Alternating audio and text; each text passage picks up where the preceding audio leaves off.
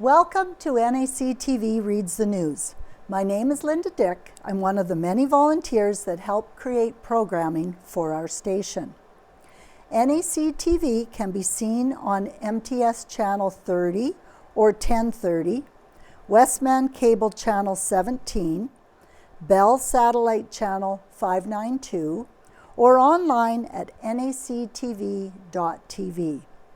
These programs are made possible by our volunteers, staff, advertisers, as well as donations made by you, the viewers.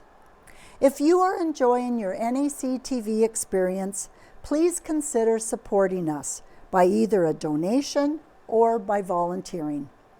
You can contact our office at 204-476-2639 or at neepawaaccess@gmail.com. And we're reading the Neepawa Banner and Press for March 13th, 2026. And on the front page, we have two outstanding athletes from Neepawa. Laura Denbo and Dax Turner had history-making weekends for the University of Manitoba Bisons. The pair of Neepawa-based track and field athletics competed for the U of M at the U Sports Track and Field Championships.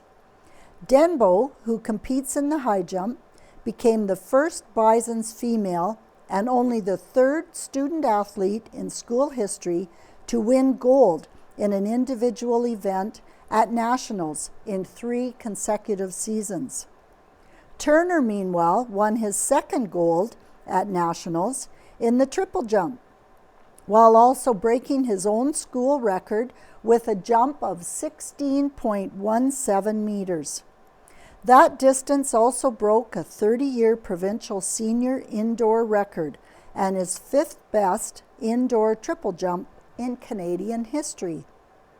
Overall at nationals, Manitoba's women and men combined for 8 top 4 finishes, with the men finishing just a point shy of bronze in the team standings. Congratulations to both Denbo and Turner on all of the well-earned success. And there's pictures of them on the front page. Well done. And we turn to sleighing in Riding Mountain National Park. And this was by Casper Wareham. Saturday, March 7th was marked by some residents of the region with a good bout of late winter sleighing and horseback riding in Riding Mountain National Park. This event, a rendezvous day, is held annually by the South Park Teamsters on the first Saturday of March, with all welcome to join in with their own horses. This year, there were 17 teams and 2 riders who participated by riding to Sugarloaf Hills within the Riding Mountain National Park. At the ride's conclusion, participants enjoy a fire to warm up and have their lunches. It's a union of generations. According to Jan Schwalak, one of the event's organizers, people have joined the South Park Teamsters in sleighing into Riding Mountain National Park from the south side for this annual occasion for approximately the past 15 years. Another group, who also entered from the park's north side, kept the sleighing tradition for approximately 18 years. Originally, we would meet up with the Teamsters that come in from the north side and have a rendezvous. Our largest rendezvous had 62 teams and close to 500 people. Over the years, we've lost some of our Teamsters and always enjoy meeting new Teamsters. We travel from the trailhead on the south side of the park, north of Rossburn, to the hitching rail near the Sugarloaf. We go to pack the snow so that on our rendezvous day, the first weekend in March, there's a good trail to the hitching rail. We've been known to go in 10 times before the first weekend in March. With 3 of the original sleigh riders still participating and new teamsters being added to the mix, this is certainly a tradition that spans across the generations. And there's pictures of the horses and the sleighing and the riders on page 2. And at the Roxy Theatre on March 13th and 14th, showtime 7:30, you will see Scream 7. When a new ghost-lace killer emerges in the quiet town where Sydney Prescott has built a new life, her darkest fears are realized as her daughter becomes the next target. Determined to protect her family, Sydney must face the horrors of her past to put an end to the bloodshed once and for all. And it's rated 14A. So that's March 13th and 14th at the Roxy, Scream 7. Back in '76, the Road Runners came to town. They were from Minneapolis, Minnesota, and they played March 20th, plus the Spring Fever Time, back in 1976. Also, 50 years ago, 1976, despite a concerted effort by the Yellowhead Center Committee to keep down operating costs, they are facing projected deficit of more than $10,000 next season, Treasurer David Murray told members of the town council at their regular meeting Tuesday night. What are the attitudes of landowners towards incentives to maintain wildlife habitat on their lands? The Department of Renewable Resources and Transportation Services, in cooperation with the White Mud Watershed, will be attempting to find the answer to that question in a door-to-door survey of farms in the RM of Lansdowne. And there's a picture of Bob Enns, who was Neepawa's cross-country champion in a snowmobile race held in 1976.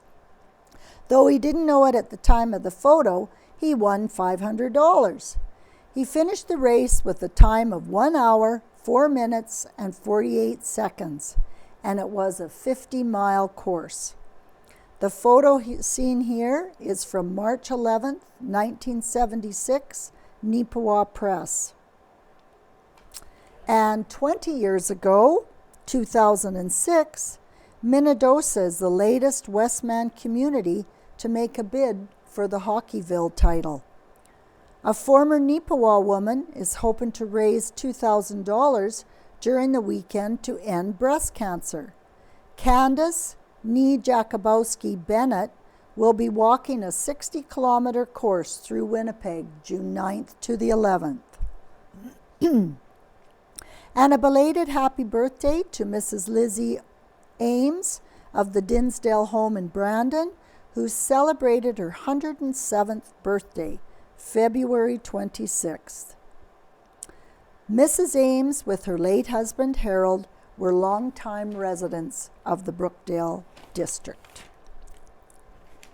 And the highlight of the week for NACTV, Neepawa Job Fair, March 16th at 12:35 p.m., March 18th at 5:30 p.m., and March 21st at 7 p.m.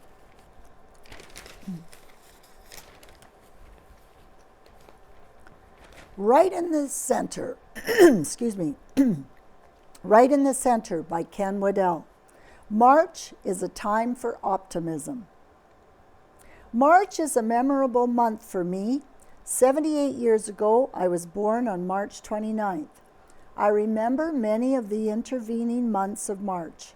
One year, when I was in my very early school days, we had to travel by horse-drawn sleigh and van to school because the roads weren't passable for a truck. The snowplows of the day couldn't keep up with accumulated drifts. Yes, students used to be hauled to school in the back of a pickup truck, but that year, our early 1950s rear-wheel drive half-ton couldn't make it through the snow-clogged roads. It wasn't over the fields we go or dashing through the snow. It was more like slogging all the way. Another March, actually on my March 29th birthday, I had an agronomist friend out to my own farm at Arden, and the snow had receded so much and the sandy soil had warmed up enough that the alfalfa was sprouting nicely. Needless to say, that was an exceptionally early spring. One year on my birthday, we had 5 calves born in one day. That was memorable. So this March, while bringing back a flood of memories, also stirs some thoughts about the past, but also about the present. Bull sales and cattle sales are booming. And then there's something about March and calving season that brings out the buyers for a new bull to better the genetics of the herd. Grain growers are putting the finishing touches on seed, fertilizer and machinery purchases. Machinery is being or has been made field ready. After some very dry years and surprisingly good crops and prices, growers are figuring it may be a more average year this year, but hope springs eternal within the human breast, and perhaps that's where spring season gets its name. Even the Neepawa Titans hockey team gets into the spring season theme, as they are in the playoffs and looking forward to the annual Ag Expo auction. Here's some spring thoughts to chew on for a while. Farmers feed us all, so everyone, please don't speak out against farmers while your mouth is full. Farmers provide a lot of habitat for wildlife, way more in some areas than when they used to, when 1/3 of the crop acres were kept as blackened summer fallow. Carbon taxes raise food prices and prices on or everything else. Carbon taxes don't lower consumption because most of fuel consumption is essential in rural areas. Rural people don't just fire up the tractors, trucks, and combines for the fun of it. Mostly, it's essential. And so here's a thought. Back in the day when I was a child, crop yields were far less than now. Today's yields were unheard of in the 1950s and 60s. Why is that? One reason is minimum tillage, which retains more moisture than the old tillage methods. Another is that seed varieties are better. Fertilizer use is more targeted and better utilized. And if carbon dioxide levels are higher now, yields will be higher. Many people don't know that greenhouse operators pump carbon dioxide into greenhouses to get better plant growth. Perhaps a slightly higher CO2 level in the atmosphere is a good thing. I think it is, but all the liberals will disagree. And finally, if you're worried about too much carbon dioxide going into the atmosphere, then stop buying stuff from China. That's where the problem is. Maybe you can convince the volcanoes around the world to stop erupting. Haha. And our thumbs up and thumbs down. We have a thumbs up to Delcy Martin and her article titled Gender Identity Spectrums. I'd be interested in hearing more on this topic. I believe it helps me work towards being a better ally. We owe it to humanity to learn a little more about ourselves and each other. From Adrian Mack of Neepawa. And thumbs up. Congratulations to the organizers of the 75th anniversary of the Neepawa Rotary Club and the Paul Harris Banquet. A delicious dinner was prepared by the Legion ladies and presentations made to deserving recipients. That was by John Drinkwater, also of Neepawa. Now we turn to Rita Friesen's column entitled Homebodies. Does your dog bite? Long ago, 1976, there was a popular movie, The Pink Panther Strikes Again, starring Peter Sellers as Detective Clouseau. My favorite scene is the detective spotting a cute little dog, asks the hotel proprietor, "Does your dog bite?" "No," the owner replies. Then, as the detective bends down to greet the nice doggo, the creature snaps and bites. Clouseau turns and reproachfully says, "I thought you said your dog does not bite." The reply has become a byword with our family. "That's not my dog." How lovely to be able to not take accountability for a snapping, snarling creature. This saying came to mind early this month. Airy, my almost 4-year-old Yorkie poodle, cross dog, 14 pounds of attitude, and we're returning from our daily walk. As we had set out, there had been a large black dog, untethered and unsupervised, at the corner. But a sharp "No, go home" from me had halted his advance. Coming home, this creature was anxious to greet us. I scooped up my dog and stood there, very uncertain of what would happen next and how I should react. And a knight on a white charger appeared. The driver assessed the situation, leaned on the horn, and proceeded through the intersection, effectively sending the big black dog back. As I hastened to the left side of the street, I know the right side would have been safer, but walk on the left side facing traffic is a rule, and the driver kindly stopped and offered me a ride home. Well, me and my dog, I hesitated, but a moment, it was less than a block to the safety of my home, but I gladly and thankfully accepted the ride. Does your dog bite? Not taking the chance.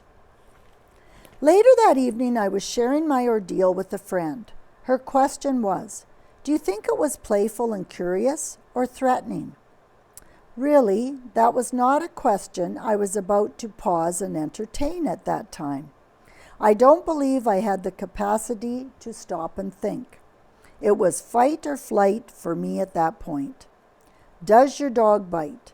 I was not about to stop and wonder. It's a fact that some large breed dogs get a bad rap. It does depend much on the training and the environment. Ed always said to watch closely for the little ankle biters, the little lap pets that sneak up behind you and try for a quick snatch and go. I do know that Airy doesn't trust strangers and wishes desperately to keep me safe. She also abhors rabbits and squirrels, so maybe it isn't about protecting me. A cornered dog, a chained dog, a hungry and abused dog, these sights hurt my heart deeply. They have no words that we can easily understand. They have emotions. They don't understand all our words. Thinking back to that big black dog, and yes, it really was, big and black, not imaginary. If it could have called out, "I just want to play with you," or "I'm lost, help me," my reaction might have been very different. Now we turn to Helen Drysdale's Out of Helen's Kitchen, Beautiful Plains Museum. She has 3 recipes: sweet and sour chicken by submitted by Jean Hunter of Arden, nutty apricot bread, Dorothy Babcock, coconut cake, Lorna Clark, submitted by daughter-in-law Mary Ellen Clark. Oh, there's a 4th one, beet salad by Merle Hunt. So you can take a look at those recipes on page 5. She's got a little article about them, which I'll read. This week's recipes come from old favorite recipes from the Beautiful Plains Museum. Incorporated in 1976, the museum was named after the county of Beautiful Plains, which now includes the municipalities of Rosedale, Lansdowne, and Langford, as well as the town of Neepawa. The original home of the museum was the old school, the Viscount. In 1980, the museum board purchased the CNR station for $100 and set to work renovating the inside to make a museum. Today, the museum is full of artifacts, diaries, history books, clothes, and many pictures to help tell the story of the beautiful plains, thus preserving local history. The cookbook was published in the late 1990s. The copy I have once belonged to Ada Gardner, and by the batter-splashed pages, it was well used. So check out those recipes. They're apt to be delicious. Now, Owen Devereaux has submitted article, Improvements Suggested for Hamilton Street Bridge. Under current conditions, the Hamilton Street Bridge could potentially have about 10 to 15 years of life left in it.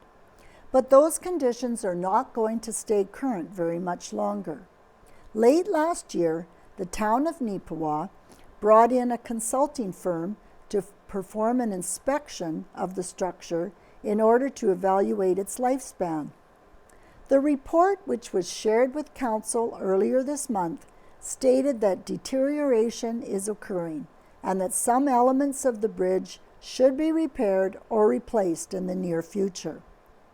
The report also stated that should that suggested upkeep and repair work be done, it should extend the operation of the current Hamilton Street Bridge to between the years 2036 to 2041.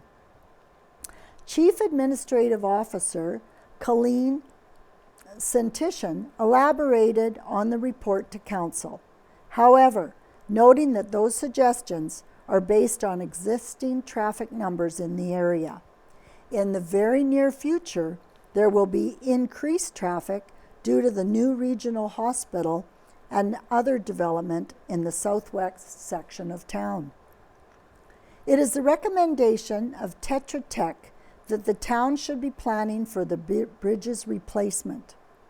So what I think administration would like to hear from Council is that we are allowed to proceed within the 2026 budget to get some bids to do work to rehab the bridge, at least to a level that will make it acceptable. And then a phased-in approach on how we inspect it regularly for 4 years, with the idea being once we start to see what's going on in the southwest of 34, it might expedite the need for a new bridge, said Shintishan. The council accepted the consulting report and expressed its willingness to move ahead in seeking bids for the suggested rehabilitation work and plan for its eventual replacement. And also by Owen Devereaux, good news. Neepawa posts a budget surplus for 2025. The town of Neepawa closed out its 2025 fiscal year with a little bit of unspent cash in its coffers. Chief Administration Officer Colleen Shintishan informed to Council on Tuesday, March 3rd, that the town had an audited surplus from its general operating fund of about $1,023,470. Shintishan explained that money is from some planned projects that could not be completed last year. While that seems like a lot of money, it really is unexpended funds related to projects that, due to seasonal delays or timing, remained uncompleted at year's end, she said. To give you a few examples, the street renewal for Adelaide Street, 2nd Avenue from Mill to Hamilton, and of course new road work on the east side of Neepawa and the southwest of 34. Meanwhile, the town also had a surplus of $263,000 for its utility operating fund. The reason for this extra money is the same as general operating, as some water and sewer projects planned in 2025 did not progress as anticipated. Administration recommended to Council that it should shift general operating surplus into the building and land reserve so that it can be used to complete those previously mentioned projects at a later date. Council agreed and voted to transfer the surpluses to the reserves. Spruce Plains RCMP report by David Taggart. In the month of February, the Spruce Plains RCMP responded to 276 occurrences. We conducted many traffic stops in the area, and one driver received a roadside suspension after failing a mandatory alcohol screening demand. On February 15th, we received a call of a male threatening a couple with a firearm in Rapid City. The suspect was located at a residence in Minnedosa and arrested without incident. We obtained a search warrant for the resident and seized ammunition and gun parts. John Moffat, age 26, was charged with pointing a firearm and uttering threats. If you have an interest in changing your career or starting a new one, on Saturday, March 14th at 2 p.m., there will be a recruiting presentation hosted by the RCMP at the Neepawa Library. Speeder of the Month goes to a 28-year-old male from Portage La Prairie, traveling at 162 kilometers an hour in a 100 zone through the RM of North Cypress, Langford. A serious offense notice was issued, plus puts their driver's license under review by MPI. And here's an anti-fraud tip by the RCMP. We continue to see scams where persons are sent checks for work they haven't completed and told to purchase an item. They are then told they were sent too much and to send them back a portion of the check in cryptocurrency. A few days after they cash the check, it bounces and the victim is out the portion of money they sent back in cryptocurrency.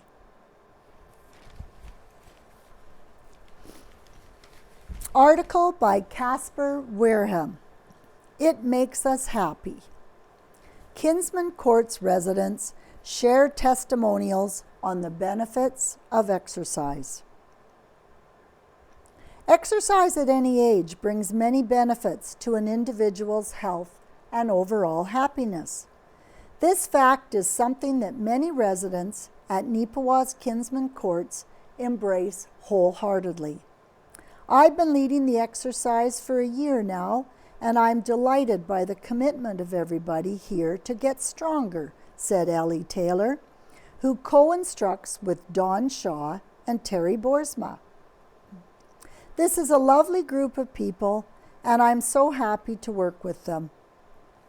The senior living facility has hosted an exercise group for approximately 4 years in total, every Monday to Friday. Between both new and longtime participants, all have enthusiastically shared the benefits and improvements they've experienced firsthand. These ranged from being able to walk without assistance and an increase in energy, to better breathing, the easing of joint and muscle pains, aiding with conditions such as fibromyalgia and more. It's wonderful. I wouldn't be walking if I didn't have these classes. I can get out of a chair without help, said Betty Patterson. Ray Kingdon testified to both his own and his wife's improvements, stating, I find very good value from it. I have the tendency, like most fellas, to put on some weight. So you've got to just work through it. I also have some back problems, and I find that after the class, it helps a lot. And my wife, she has an abdominal condition, and it helps her manage it, and it helps her know easier what to eat and what not to eat. Terry Smith, the class's newest member, added, "This was my first class, and I'm really looking forward to more and to improve my breathing because I have a breathing condition." In addition to the physical health benefits, the residents also made note of enjoying stronger bonds with each other, a bolstering of community and friendship. Emphasizing that final point directly and enthusiastically, Patterson stated, "It makes us happy." Congratulations to all of the class participants on their hard work.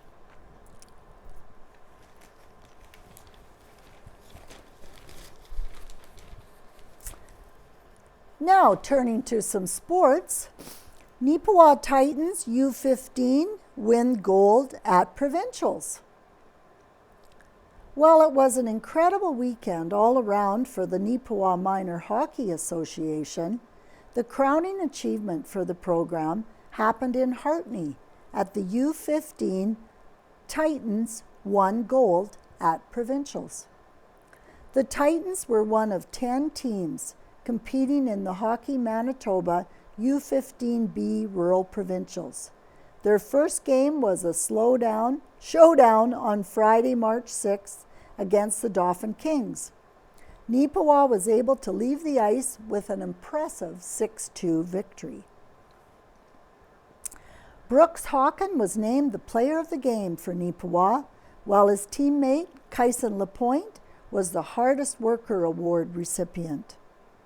The next day, the Titans would face a club from Winkler, and they skated away with a solid 10-4 victory.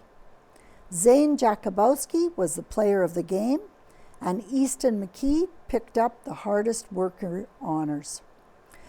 Those wins, along with the impressive goal differential of +10, secured Neepawa first place in the first round portion of the event.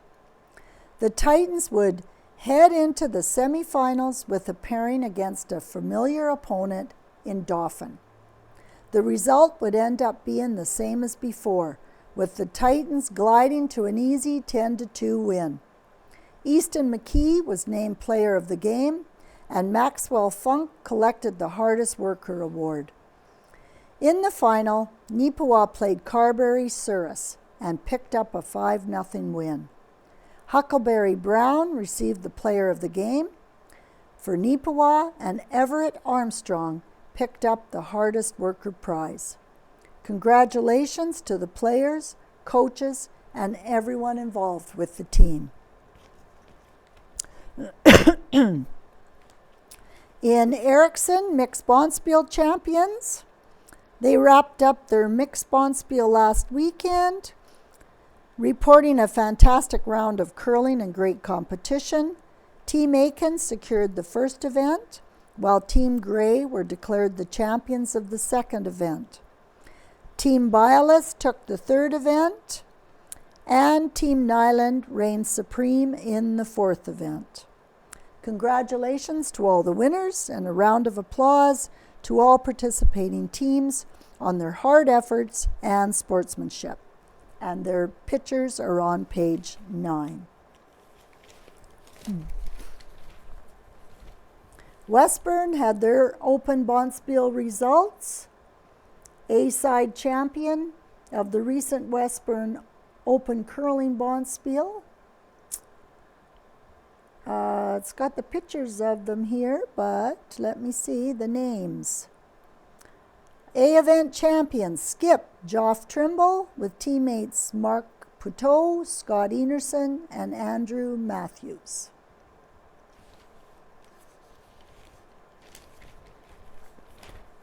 And staying on the sports, we have a lot of the hockey weekend championships. U9 Titans skipped coached by Matthew Lowry, compete in Gold League Championship. The U9 Neepawa Titans recently competed in the Gold Tournament, losing a close game in the finals and coming in second out of the 19 teams which competed on the weekend. U9 Titans, coached by Nugent, wins Silver League Championships. The U9 Neepawa Titans competed in the Silver Division League Championship, hosted in Minnedosa on March 7th and 8th. The Titans would end up winning the weekend, including a 12-11 overtime victory in the final. The game-winning goal was scored by Micah Ucovedo. Congratulations to them. And another U9 team, there's 3 of them here, coached by Cam Tibbett, wins bronze in Minnesota. The U9 Neepawa Titans recently won bronze in Minnesota. U13 Titans win silver at provincials. The Neepawa Titans U13 female hockey team took home silver from the U13 female B-side provincials in Birtle, February 27th to March 1st. They played 5 games total, won all 4 games they played, leading up to the championship game. In the final, the team would fall to the Paw Huskies 2-0. The girls played their best hockey all year at this tourney and were very proud of their accomplishments. Well done, minor hockey. Now we turn to the Neepawa Tigers. They win first round series over Major Pratt Trojans. Owen Devereaux submitted this article. The Neepawa Tigers have moved on in the Westman High School Hockey League by defeating Major Pratt Trojans 2-1. Zach Platt scored his first goal of the postseason on Sunday, March 8th, again against Russell. Platt and the NACI Tigers would win this game 5-1 and secure the series 2-1. So it was win or go home. This series would ultimately be decided on Sunday night with a third and deciding game, this time actually at home for Neepawa inside the Yellowhead Center. While the first period would remain 0-0, that didn't mean there weren't opportunities for both sides to score. Just over 6 minutes before intermission, Neepawa snuck a shot past the Trojans' goaltender, but the familiar ting of rubber hitting steel rang out through the Yellowhead as the puck hit the post. Then just 3 minutes later, Major Pratt created a chance of their own with a shot that just barely slid past the open side of the net. For the start of the second, Neepawa created opportunities early and took full advantage of them. Luke Nicholson scored just 45 seconds into the period to make it 1-0. The second goal for the Tigers arrived less than 2 minutes later as Ethan Bray sailed a shot in from the near blue line. Just 28 seconds later, Zach Platt contributed with his first of the series, slapping a low one just beyond the face-off circle and into the back of the net. Before the end of the period, Nicholson and Kane Lapointe also scored, making it 5-0. Major Pratt would score once in the third period, but that's all they could muster, as the final score would be 5-1 for NACI. With the win, the Tigers have advanced into the semifinals against the Vincent Massey Vikings. Game 1 of Best of 3 series was played on Tuesday, March 10th in Brandon.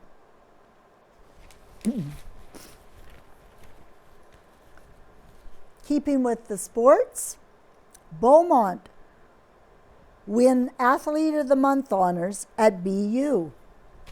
Allison Beaumont has earned honors winning the Brandon University Female Athlete of the Month to cap off a dominating campaign for Bobcat futsal. The first-year goalkeeper was a key part of a stingy BU defense that allowed just 13 goals in 8 regular season games. Beaumont and her Bobcats went 6-0, 2 ties, en route to capturing back-to-back league titles. The Neepawa product also held down the fort in the final as BU dropped the Providence Pilots 5-3. Well done.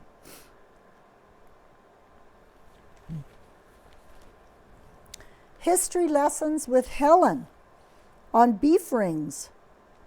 As farms were being established on the prairies by the first settlers, the main meat source was wild game such as deer, prairie chickens, and rabbits. Establishing a stock of chickens and pigs could be done fairly quickly, but it took a while to build up a herd of cattle. By the early 1900s, most farms had a few cows to milk and keep the heifer calves building up their herds. Those were the days of no electricity and therefore no refrigeration. With no refrigeration, butchering beef in the summer left even a large family with too much meat to eat before it went bad. For some, canning was one way to solve this problem. Many 2-quart jars of meat were canned to keep the meat from spoiling. I remember my mom canning jars of meat on her wood stove. Hour after hour, the canner boiled away, and the house was sweltering hot. The meat that came out of the jars was tasty, but it was not like having fresh meat. For many people, butchering a beef was done in the winter so that you had nature's freezer. My dad put wrapped meat out in gunny sacks in his grain bins to keep it frozen and safe from animals.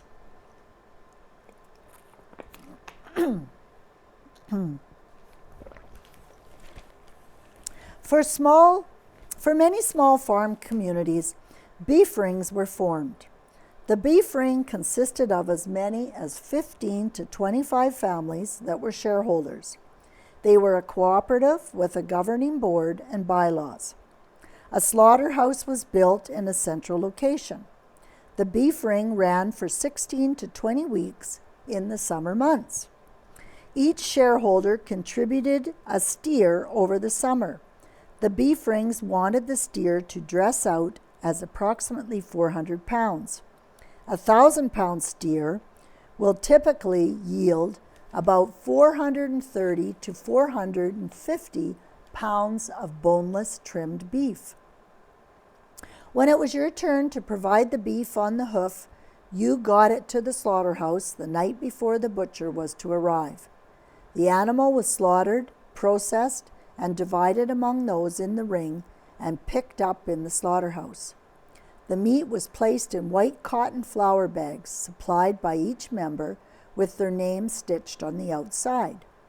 Everyone got fresh beef each week. The farmer who supplied the animal that week received the head, heart, tail, tongue, and suet.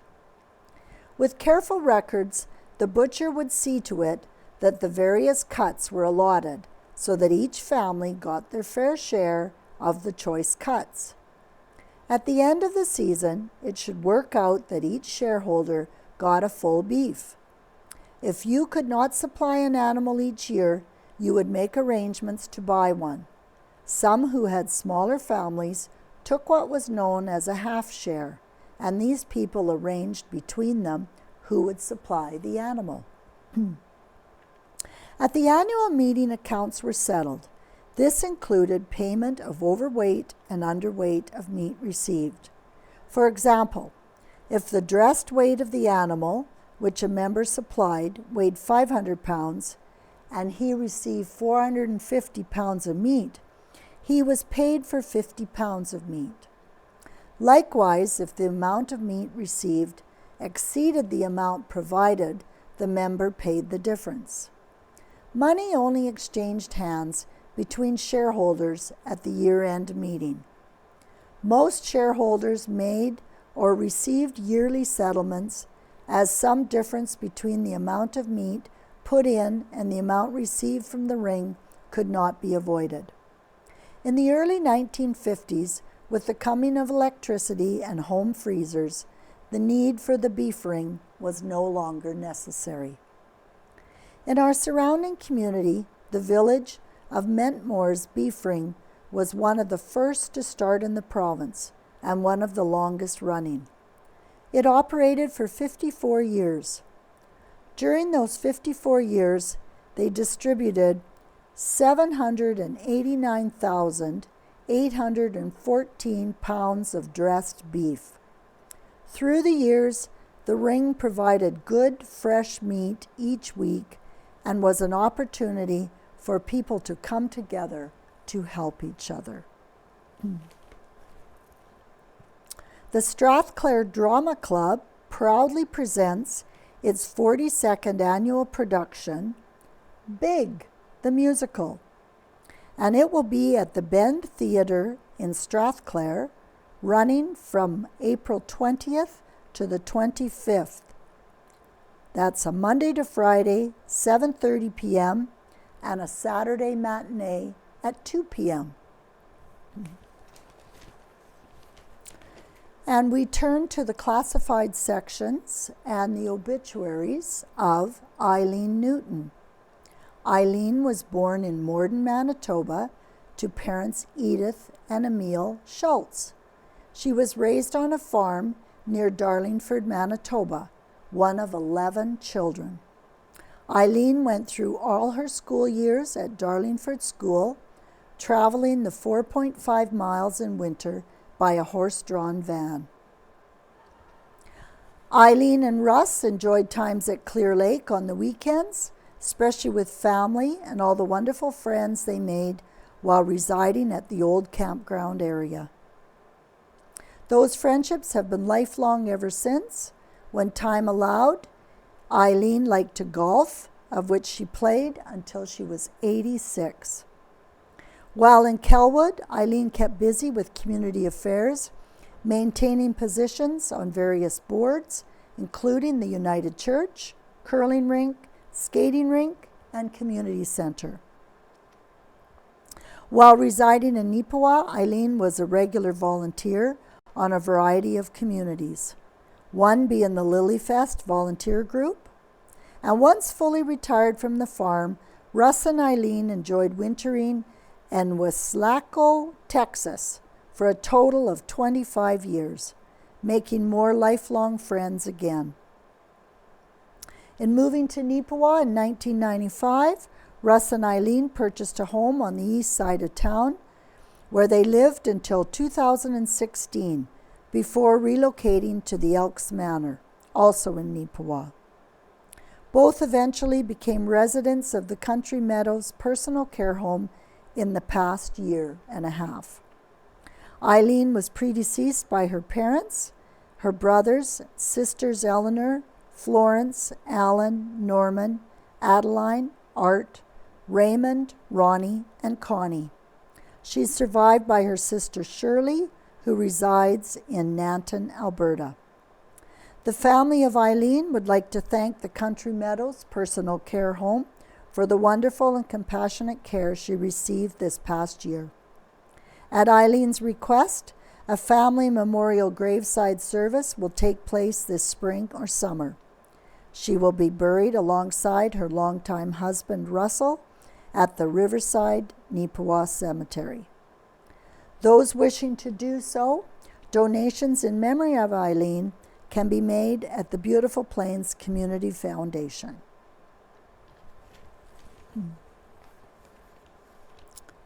Donald William Smith. It is with great sadness we announce the sudden passing of Donald William Smith on February 27, 2026, at his home in Riding Mountain, just 1 month shy of his 63rd birthday. Don is survived by his loving wife, Ann Smith, his son, Christopher Smith, his and grandchildren James and Olivia, his stepson Aaron Alston, and his daughter Megan Ginrich, married to Clint, and their children Natalie and Nathan. He is also survived by his parents, Raymond and Wilma Smith, his sister Sandra Corkage, and their son Riley, his brother Ryan Smith, Allison, and their children Connor and Avery. Don was born in Neepawa, spent most of his early life in the area, with a brief 2-year period when the family lived in Moose Jaw. Don and Ann later retired to Riding Mountain, where they enjoyed many hobbies. Their dogs were a large part of their lives, and they loved taking them on hikes throughout the area. Don was predeceased by grandparents William and Ethel Smith and Donald and Catherine Middleton, all from the local area. He will be deeply missed and forever loved. In lieu of flowers, donations may be made to the Heart and Stroke Foundation of Canada. White's Funeral Home in charge of arrangements.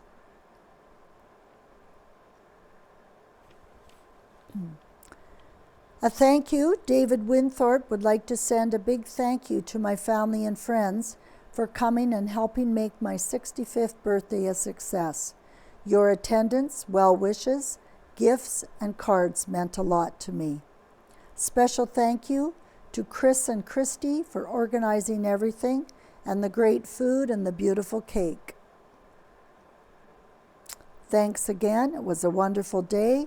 I will cherish the memories and fellowship forever. Dave Winthrop.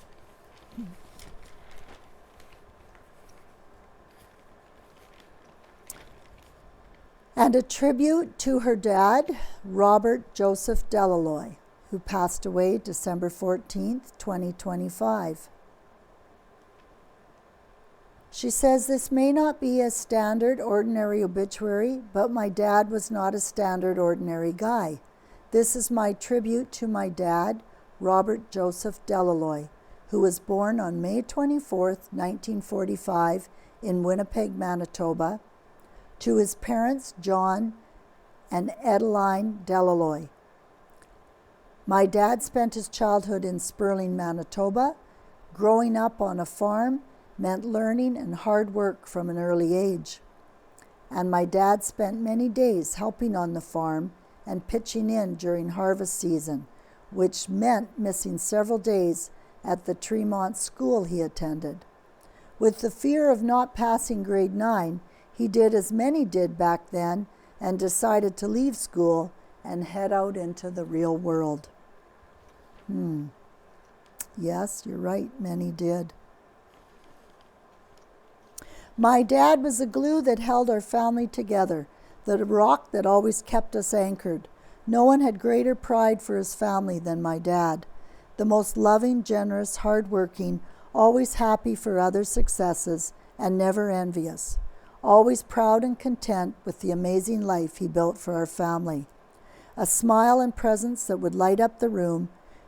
You were always Reg and my biggest fan. I will always remember how you would pull up at one of our sporting events.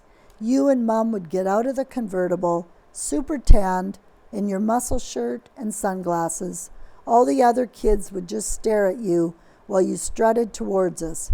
And I'd just think, yep, that's my dad. Today and always, we will carry on that pride for our family, Dad. Just 6 months until you and Mom would have celebrated your 60th wedding anniversary on July 9th, 2026. We will all celebrate your 60th with Mom, and we know you will be dancing with her in the kitchen. And until you both dance together again, keep those lights flickering, Dad.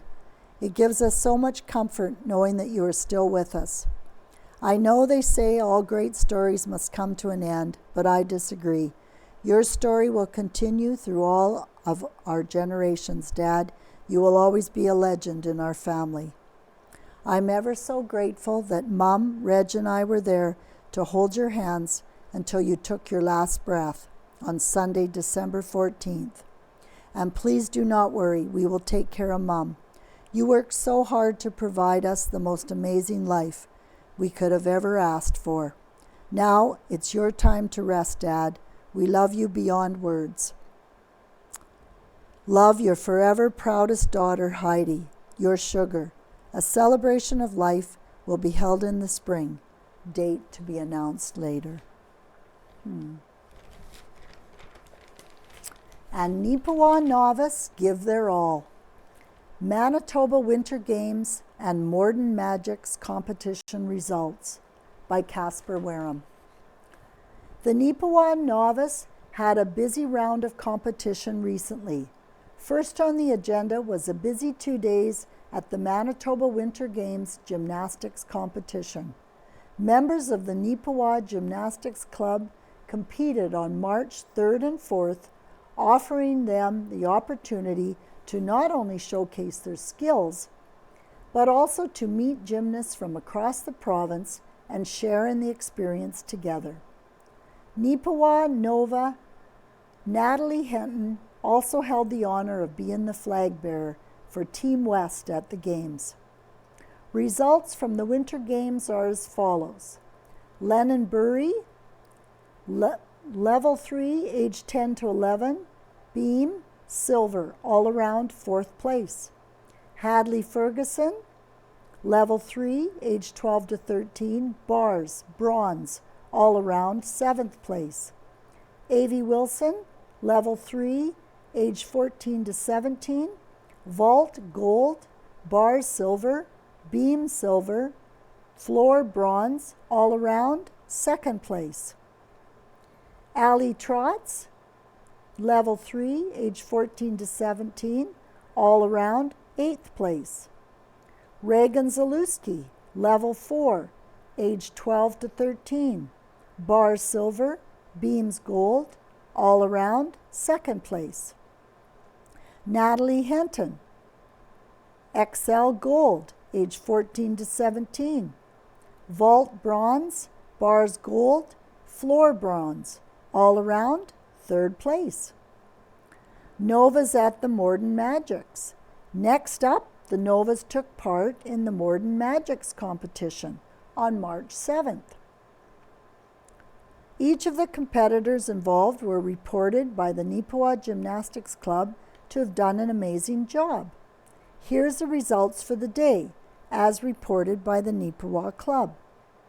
Riley Lee Boutillier, Level 1, vault silver, bars silver, beam silver, floor silver, all around silver. Scarlett Watson, Level 2, 2015. Vault 5th, bars 5th, beam 3rd, floor 6th, all around 5th place. Alana Biangansky, Level 2, 2016. Vault 2nd, bars 2nd, beam 1st, floor 2nd, all around 2nd place. Ashlyn Chandler, Level 2, 2016. Vault 6th, bars 1st, beam 4th, floor 5th, all around 4th place. Carmen Zalewski, Level 2, 2016. Vault 4th, bars 6th, beam 3rd, floor 6th, all around 5th place. Hadley Ferguson, Level 3, 2013. Vault 1st, bars 1st, beam 1st, floor 4th, all around 1st place. Reagan Zalewski, Level 4, 2012 to 13, vault 3rd, bars 2nd, beam 1st, floor 3rd, all around 1st place. Kylie Reynolds, gold, 2012 to 13, vault 2nd, bars 1st, beam 1st, floor 2nd, all around 1st place. Natalie Henton, Excel Gold, 2011. Vault 1st, bars 2nd, beam 3rd, floor 2nd, all around 2nd place. Annalena Pinette, Level 6, 2013 to 14. Vault 1st, bar second, beam third, floor second, all around second place. Congratulations to each of these gymnasts on their hard work. Well done, girls. And a stunning light displays in Neepawa. This pair of stunning sights were captured by Jody Baker of Jody Baker Photography. Both photos were taken in the Neepawa area. The image seen at the left was taken on March 8th at Park Lake. Shown at the right, an aurora event that was witnessed on March 9th. For a full view of both of these photos and for more images from each of these days, please visit Jody Baker Photography on Facebook.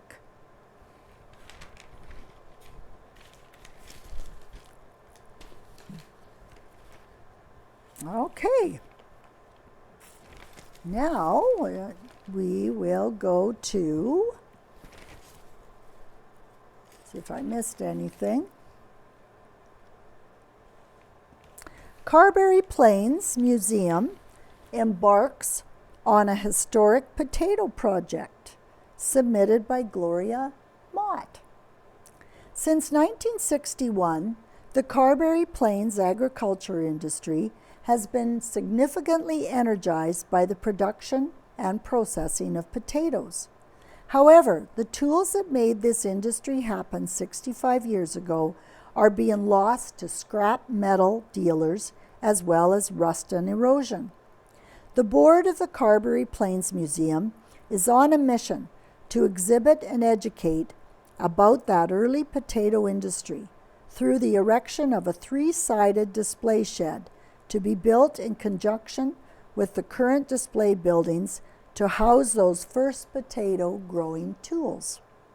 Their mission has been helped enormously through the receiving recently of a grant from the McCain Foundation. This will build the basic structure and allow the board to start procuring and organizing donations.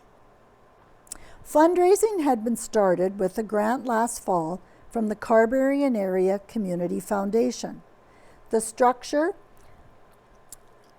is slated to be built this spring and will be located to the north of the Wings to War display and to the west of the main building. In conjunction with the tools and equipment, we also are seeking photos from those early days, not just from those original 7 farms, but from the many growers that participated to the present day. We will also plot the many transitions of the potato plant from Simplot Foods to the McCain's processing plant that it is today. Do you have a piece of early growing equipment? Do you have photos of the potato growing years? The Carberry Plains Museum Board would love to receive pieces of equipment that would fit our display. We are also hoping to receive photos of crews of potato harvesters and the work as it is progressed to the present. If you have any such equipment you are willing to donate, please contact Brad Wells at 204-729-5558. If you have photos you're willing to donate, please drop them off at the Carberry Plains Archives. It's open Tuesday 9 to 5 or Wednesday 12 to 5. Or you can scan and send to us. Please do so to CPARCHIVES@townofcarberry.ca or Gloria Mott at mottfarm@explorenet.com. Please note that all donations of equipment may not be accepted. Early documentation would be of interest to us as well, such as early potato contracts. We are extremely grateful for the grants received so far, but are aware that to complete this project, more funding will be required. If this project interests you, the Carberry Plains Museum accepts tax-deductible donations over $50 through the town of Carberry. That's Box 130, Carberry, Manitoba, with a donation that it is a donation to the museum's potato project. Want to learn more? Stop in and attend our AGM on March 18th, 7 p.m. in the Old Town Hall at 122 Main Street in Carberry.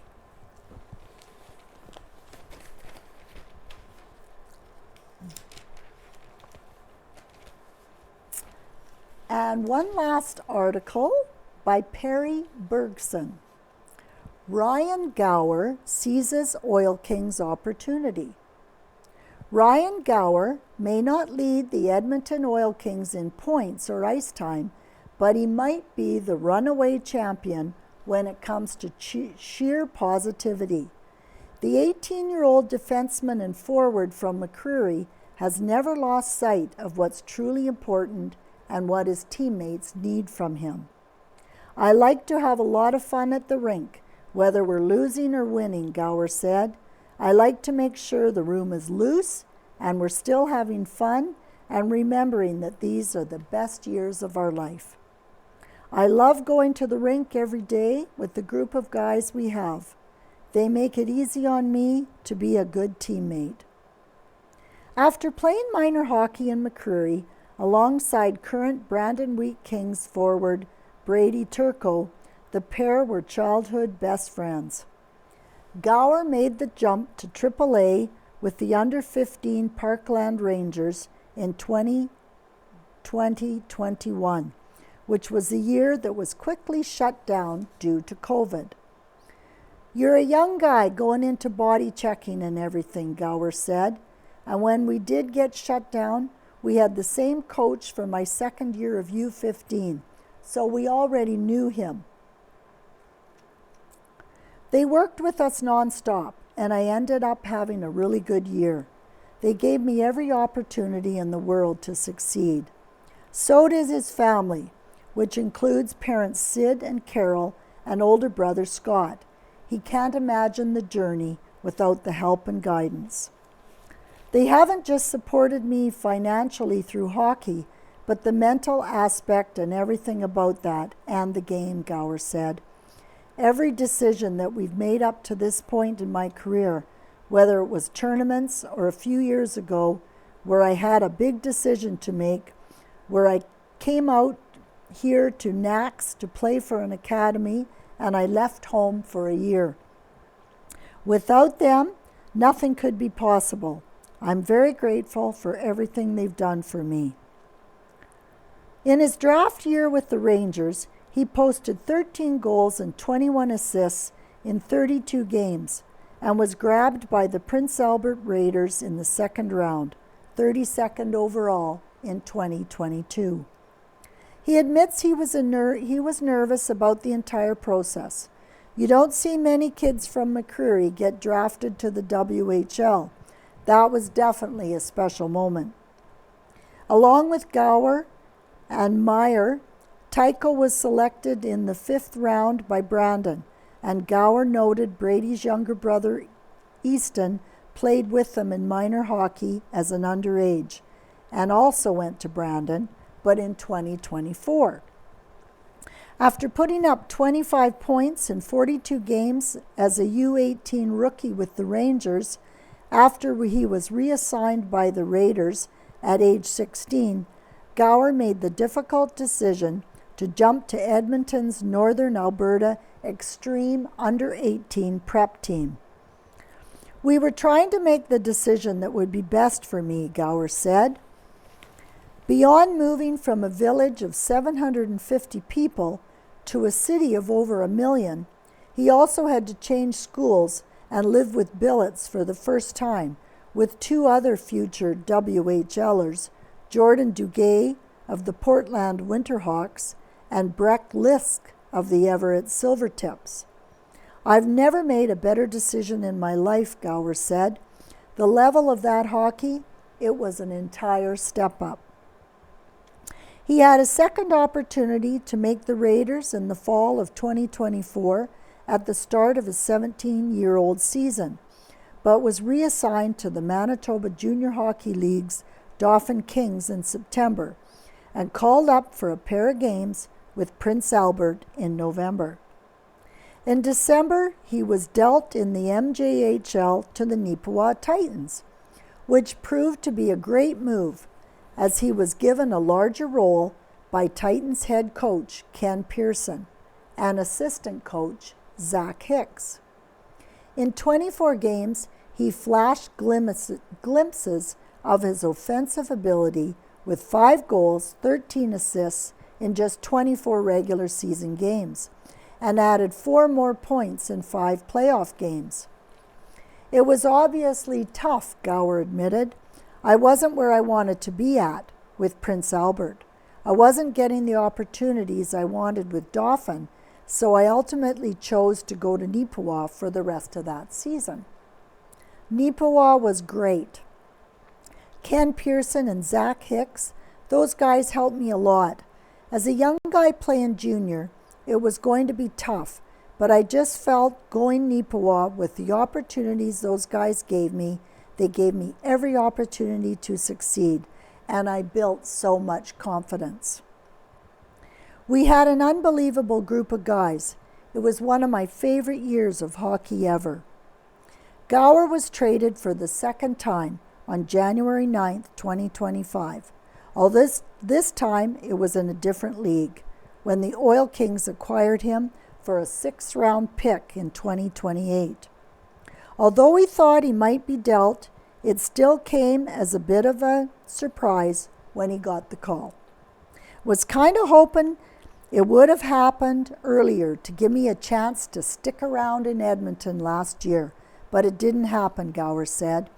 That's just the ups and downs of hockey. Sometimes you just have to work with what you have. Edmonton called him up for 4 games in the back half of the season, and since he knew some of the players from NACs on the team, it made the transition pretty easy. It was tough, but it was a good learning experience, Gower said, of the tumultuous season. It was needed for my career to make those changes. While he had a clean slate with Edmonton, Gower knew he was entering his 18-year-old season when he went to camp in August, essentially meaning it was his make-or-break moment. After all, not many players enter the league at 19. My mentality was that if you don't make it this year, you're going to be done, Gower said. Just going in there with that mentality that you have nothing to lose, go showcase yourself. Don't go there and leave anything on the table when you'd have to come back and go. Man, I wished I tried harder. I went there and gave it all I've got and tried to be the best teammate possible, and obviously it worked out for me. And that's the paper, Neepawa and Banner, for March 13th. Have a great day. Bye-bye.